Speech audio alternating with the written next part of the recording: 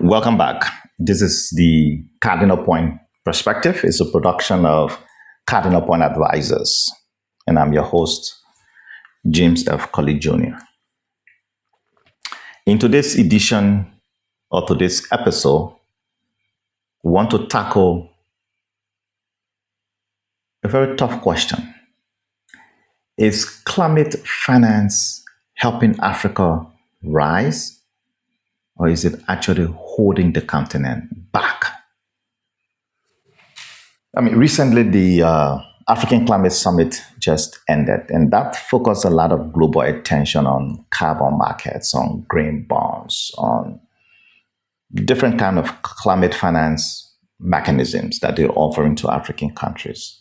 They promise clean energy, sustainable infrastructure, and climate resilience. But you see, beneath those buzzwords lies a deeper problem, one that we must confront head on. What is green finance? And why is it just everywhere, extremely ubiquitous? Everywhere you go, there's green finance. You see, lump into these are green bonds, climate funds, carbon credit systems. All of these financial instruments are meant to fund projects that they argue will mitigate climate change, or it will actually help countries adapt to the effects of climate change.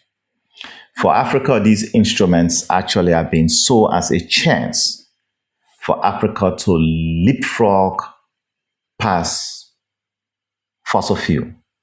They want us to avoid the dirty parts of the past and build our economies or our industrialization that will be clean. You see, at face value, it sounds like a win-win. But we need to take time to ask ourselves,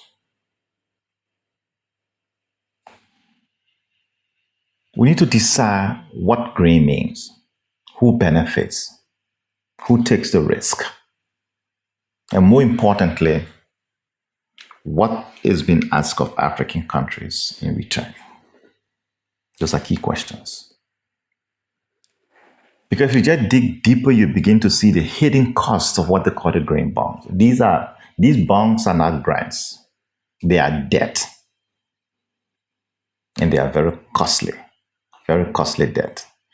Because for you to be able to issue a green bond, it involves obviously legal fees, there's certification costs, there's currency risk, and there's a pressure to meet standards that are set by global financial markets, not African realities. And these bonds, for African countries to issue them, there's a higher cost for African countries to issue these bonds than for wealthier countries to do. So in essence, African governments are being asked to borrow more at higher cost in order to meet climate goals that serves global interest. So we are not supposed to bear the higher cost of these bonds so as to save the planet. Even worse, much of the financing flows toward mitigation. So they want solar farms, they want wind energy, and they want carbon cutting technology because these are easier to measure and monetize. But Africa's most urgent needs are adaptation. We need to get better roads, flood protection, drought resilient agriculture, and climate proof infrastructure. Like in our country, when it rains, we lose all of the pavement. So there are different things we need, but the global north and the wealthier country want us to do one thing. Now, these bonds are then going to create a new form of dependency, like they did in colonial time, and we're still having gone on from there. And that's where we need to have the conversation, and sometimes it's uncomfortable. So they're telling Africa that we must industrialize cleanly. And so what we're really hearing is do not use coal, do not build oil refineries, do not develop heavy industry unless it's emission neutral. Now, they went through their own industrialization and they are wealthy today, but they want us to remain poor.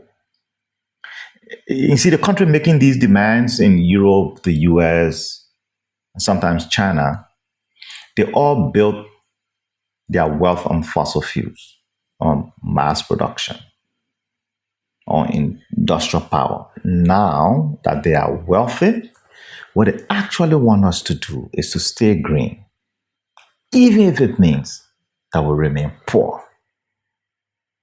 Honestly, this is not partnership. It is containment. It is a form of developmental control mask in carbon concern. They want us to continue to remain poor. And let's be clear, Africa is not the global climate problem. No. Some records show that the continent contributes less than 4% of global emissions. But now the continent is being asked to save the planet. While we stay struggling to electrify our homes or businesses, to build railways and to get millions of people out of poverty, while we're struggling to do that, they want us to save the planet. Now, here's another layer to the story, one that often goes unnoticed. You see, the clean energy transition actually requires lithium, cobalt, and other rare earth minerals. Is what they use to build the EV batteries and other stuff. And all of these are found in abundance in Africa. Yet, most of the extraction of those rare earth minerals are controlled by foreign companies. So the profit leaves our continent and the environmental damage stays. And that's where green finance is quietly enabling a new kind of resource extraction. So Africa becomes a supplier of the materials for green tech that is then built elsewhere. So solar panels in Europe, EV batteries in Asia, while African communities see little benefit. This is the same colonial pattern. This time it's just painted green. Where Africa is, in order to move hundreds of millions of people out of poverty, industrialization cannot wait. No, we just can't wait. And that's the hard truth. No country can develop without industrializing. That's just possible. But this green agenda is intended to contain us and to stop us from industrializing.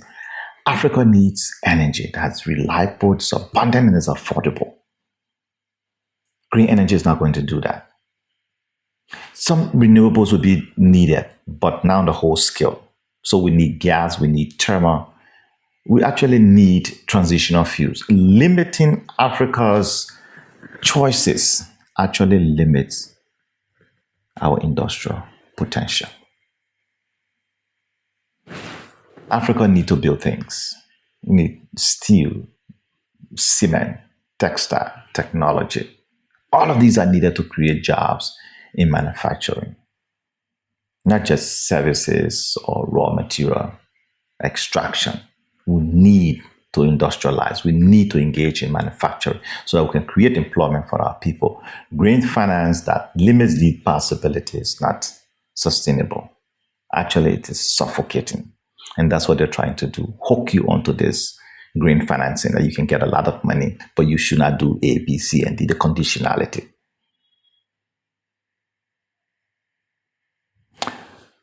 So,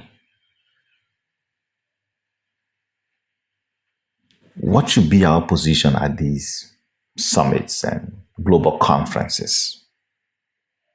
I think when we go there, in a chorus, we need to seek climate justice over climate debt. Africa must reject financial models that increase debt in the name of climate. We need to push for grants, not green debt. That should be our primary tool for support. Grant to finance adaptation. Our infrastructure need to adapt. More financing must go to climate adaptation. Must protect people, our food systems, our cities, our communities, our infrastructure. And we should not just get involved in the emission math. That don't do this because you will emit this much. And so we'll give you money so you don't emit. But where the process of emitting, which the global north has said they're doing, it's what's going to lead us to industrialization. We need to advocate to have energy sources, reliable energy sources. And that will, it has to be a mix. It will include gas, it will include coal, and a whole host of things. Again, another area is that if they're going to promote the green agenda, those rare earth minerals that are on the continent, why not come and create the manufacturing site on the continent rather than extract, you take, produce, and then you want to impose on us? No. We need to find a way to say no. These green bonds, these climate financings are not intended to help us. They're going to impose on us conditionalities that will make it difficult for us to transform our economies. Now, here are my final thoughts. Green finance, in and of itself, is not evil, but the way it's being shipped is being shipped by the same global systems that have kept Africa in a subordinate position for centuries. For centuries. These same global systems bringing these same conditions and shackle us. You see, Africa does not owe the world an apology for wanting to industrialize. No, we shouldn't. And there's no guilt here. There's no shame here. There's no apology. It is not immoral for African nations to demand the same opportunities that others took without permission. They developed their country, they industrialized, now they're wealthy. And now we're supposed to bear the brunt of saving the planet. Climate action must not come at the cost of Africa's future. No, let's say no.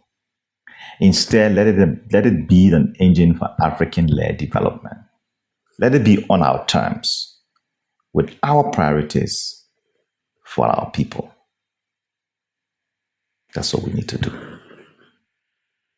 And so this has been a presentation from the Cardinal Point perspective. Again, I'm your host, James Colley Jr. And if today's episode challenged your thinking in any way, I encourage you to share it. These conversations do matter, and especially in the global, as the global spotlight turns onto Africa. Thank you, and I'll catch you around next time. Bye.